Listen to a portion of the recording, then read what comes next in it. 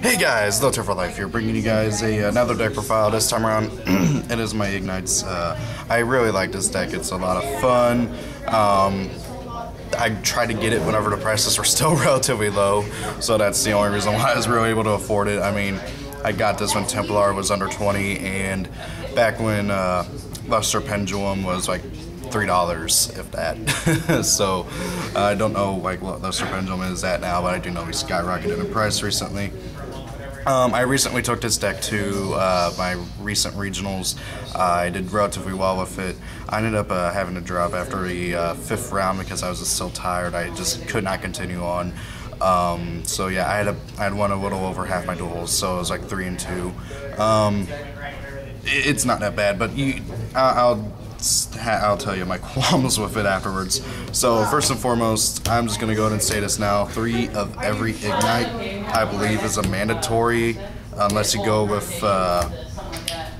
some kind of different variant. One thing that I like about this deck is just how varied it is. You can build this deck in so many different ways, it's ridiculous. I went with my own little version of it.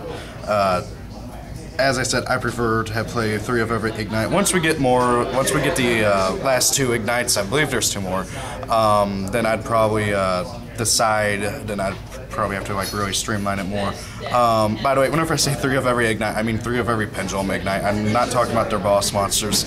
I did test out 1 of each. It was okay, but they're nothing really special. So yeah, 3 of every Pendulum Igknight. Then I play 2 Max C. This card really helped out a lot. It's both a deterrent and also helps you get to just draw more. Dropping this on Ritual Beasts really makes them question what they want to do and stuff, and all that stuff. It's a really good card right now. I play 2 Luster Pendulum.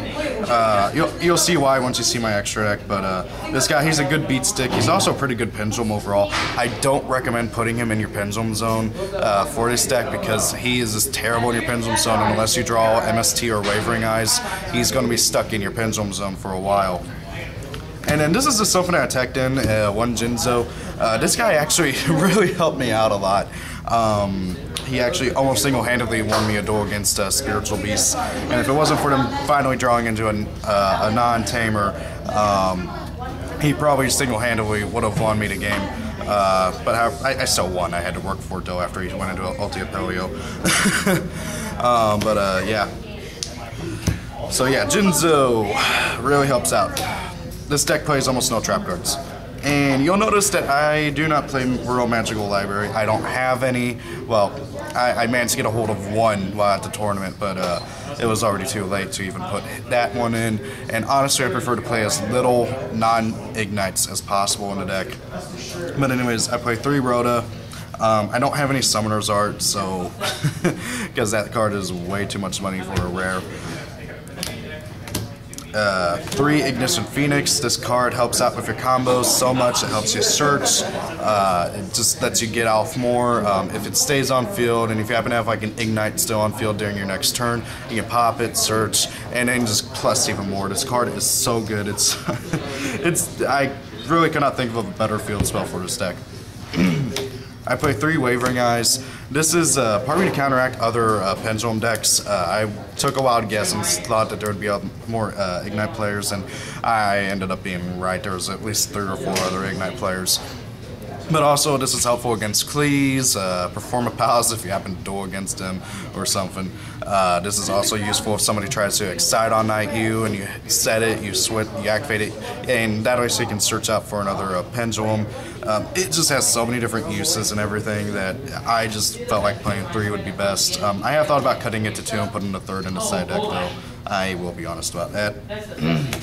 I play 2 Heart of the Underdog. This card can just get so ridiculous. One time on tourney, I ended up drawing like 10 cards off of one of these. It was so good. It just really kickstarts your combos. 1 Pot of Riches. I would like a second one, but I don't have the money for another one right now. 2 Phoenix Chain. I would like to bump this up to 3, but I only have 2. So yeah, 2 Phoenix Chain, it works really well. You really need this monster negation because Excite on Night will screw your deck over. And that's actually one of my big problems with this deck, is that if somebody drops Excite on Night, Black Rose, any other kind of field nuking, like Judgment Dragon, stuff like that, you're pretty well screwed. Because this deck, it empties its hand so fast, it really has a tough time recovering from a field nuke. 1 skill drain, this card helped me out a lot in the duel, in the tournaments. Well, in the tournament, in the tournament duels, you know what I mean. 1 Vanity's Emptiness, and then 1 Solemn Warning. You might be wondering why Vanity's Emptiness. This card can really save your butt, and if you play it right at the right time, it can win you the duel. Also, if somebody destroys one of your pendulums or destroys one of your pendulum monsters, they go to the extra deck, not the graveyard, so you don't have to worry about them. You don't have to worry about this going to the graveyard with one of your pendulums or your monsters. So overall, it's a pretty good card for the deck. Now then, onto the extra deck. I play 1 Fortune Tune and 1 number 47 Nightmare Shark as my 2 rank 3s. Fortune Tune for defense and Nightmare Shark for offense. Nightmare Shark is really good for getting in that last bit of damage during the later points of the game. Just being able to detach, have an attack direct for 2,000, and then Fortune Tune because, hey, more life points. 1 Rhapsody and Berserk to attack my opponent's graveyard. 1 number 86 Heroic Champion Run Gomniad. And this guy helps out. He is so stupid if you have 5 materials onto him, and I've done that a few times. I sadly did not get a chance to do it while in the regional, but actually I did have 1 time where I could do it, but Skill Drain was on board, so it'd be pointless. So yeah, this guy, he can win you games just by himself. 1 got Cowboy, 1 Exciton. I find it funny how even though Exciton can screw this deck over, it can somehow sometimes really just help it out if you get into a bind. Generally speaking though, you want to be smart when you use this because he can screw you over just as much as he can screw your opponent over. 1 Heroic Champion Excalibur, mostly just as an out to towers. 101 Blade Armor Ninja for that 4,400 damage. 103 for just popping monsters and getting to draw more. And then 1 Dark Rebellion Xyz Dragon. These 2 actually combo really well together. So yeah, that rounds up for the rank 4s. And then I have 1 number 61 Focusaurus as my rank 5. I chose him out of all the rank 5s just because I feel like he's the best. And then to round up all the Exceeds, I play 1 number 25 Force Focus. This guy's kind of like a Photon Strike Bouncer, except he can only affect level 5 or higher monsters. But however, he has more attack points and it can just basically shut down synchros. I was really worried about Yang Zings. I was worried about Cosmos with Swift Strider and stuff like that. So going between this guy and Photon Strike Bouncer, I chose to go with Force Focus because I feel like at least with this guy, my opponent would have to ram into him or just get a really big beat stick out, like I'm referring to Cosmo obviously here with Forerunner. And then I play 2 synchros, Ignister Prominence, the Blasting Draco Slayer. I want to play 3, but I sadly did not get a 3rd until actually I pulled my 3rd out of the entrance packs, and of course by then it was too late to go and put the 3rd one in. But this guy, he is really good. He needs a tuner plus a non-tuner pendulum monster, so you want to use Luster Pendulum with one of your level 4s, that being either Templar or Paladin. Really good card. He's a non-targeting, non-destruction Scrap Dragon, and he can spell summon another Luster Pendulum from your, he can spell summon Draco Slayer from your main deck, but it cannot be used for a synchro material, but that doesn't really matter because you're just going to pop it and shuffle one of your opponent's cards back into the deck. I want to play 3, but this is just simply my build for whenever I enter that tournament, the regional. And I'm also going to include my side deck here because I want to kind of show you guys what exactly I was thinking on my line of thoughts with this. So here's my side deck. 2 Silent Luwabi. This guy, you special summon him to your opponent's side of the field. You get 2,000 life points. Your opponent gets to draw a card, but however, your opponent's hand size limit becomes 3.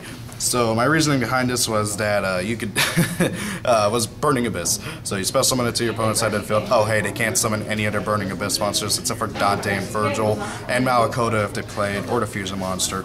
But however, this thing just basically says screw all your level 3s. I chose him over Flying Sea because I feel like that this guy, he's level 4, so your opponent can't like do anything like summon Mathematician or anything, and that was my reasoning. But then my friend pointed out that Flying Sea just completely stops all Xyz materials, Xyz summons, and I completely forgot about that. So it's really either this or Flying Sea, whichever one you prefer. I had a brain fart whenever I was thinking about this. One Vanity's Fiend, kind of the same reasoning for Vanity's Emptiness. This thing has won me a few games against Infernoids and stuff like that. It can really help out against certain decks. It can also hurt yours, so you got to be really careful about when you summon him exactly. Then I played 2 Scrap Iron Statue. This card came out in the recent Synchron Extreme Structure deck. Basically what it does whenever a face-up spell or trap card that was already on the field has its effect activated, you flip up this, negate, it doesn't negate it, but it destroys it. So my idea behind this is Cleave Fort, Dragon Ravine, stuff like that, field spells, pendulum effects, continuous spells, continuous traps, just negates it. And the neat little thing about this is that after you activate it, it resets. It's it's so useful, and it just basically says screw your scout. So yeah, a really good card. I feel like it's a really good card, and it's pretty useful. It has another effect involving junk monsters, but sadly I don't play any junk monsters, so that's really not useful for me. I played 2 Heraldry Records. Basically, whenever an opponent's monster, XYZ monster, activates an effect that requires detach an Xyz material, you flip this up, negate it, destroy it. This is obviously for rank 4 spam decks, Tower Knights, Heraldic Beasts, other rank 4 spam decks that I just cannot think of at the moment. So yeah, anti-Xyz hate really pretty much. And then 2 Mask of Restrict, mainly for Necros, other ritual decks, and Monarchs, stuff like that. You know, anything that just says that relies on tributing. I flip this up and they can't do anything. Pretty useful card. 2 Imperial Iron Wall. This card, this deck gets screwed over by Dark Law, by Macrocosmos, by Defissure, by all that stuff. So you really need this. Heck, if I had this space in my side deck, I'd probably put in a 3rd one. If I were to take out anything, it'd probably be Vanity's Fiend.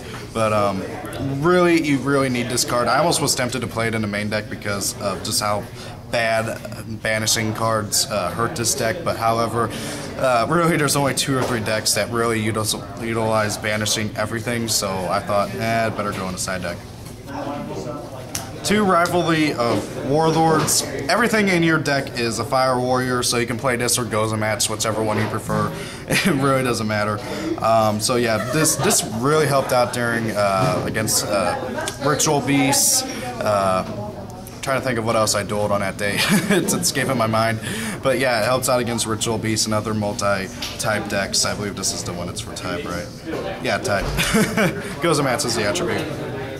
And then 2 MST for my side deck. I opted not to play it in my main deck because I felt like not many decks are playing back row right now, and if I dueled against Cosmo, I don't really want to blow up their field spell. So I opted to go with siding MST instead of maining it. It actually really was not a bad idea. I'm normally really against siding MST instead of maining it, but I ended up doing it, and it actually wasn't that bad of an idea. So yeah, experimentation for the win. So guys, that's the deck profile. I hope you enjoyed, and I hope you guys can hear me over the very loud. I'm up at my locals, and it's very loud here. Even though there's not many people in here, it's kind of weird. So thank you all for watching. Have a great day, and peace out. Tell me what you guys think about the deck, and I will gladly take whatever suggestions you guys have for it and test them out. Thank you all for watching again. Have a great day.